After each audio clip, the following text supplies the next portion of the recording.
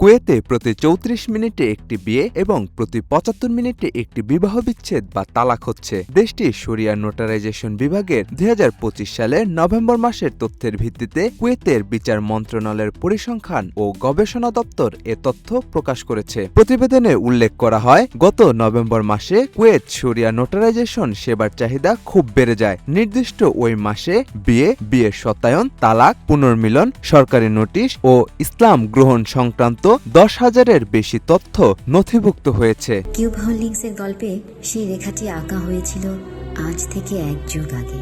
নকশাই আমাদের ভাষা। Cube holdings limited. পরিসংখ্যানে দেখা গেছে, উল্লেখিত মাসে বিয়ে ও পুনর্মিলন সংক্রান্ত মোট ১,২৫২টি লেনদেন নিবন্ধিত হয়েছে। গড়ে প্রতিদিন ৪২টি লেনদেন, অর্থাৎ প্রতি ৩৪ মিনিটে একটি বিয়ে বা পুনর্মিলনের ঘটনা নথিভুক্ত হয়েছে। ওই মাসে আবার ৫৯৫টি বিচ্ছেদ বা তালাক নথিভুক্ত করা হয়েছে। গড়ে প্রতিদিন ২০টি তালাক, অর্থাৎ প্রতি ১ ঘন্টা ১৫ মিনিটে একটি তালাকের ঘটনা ঘটেছে।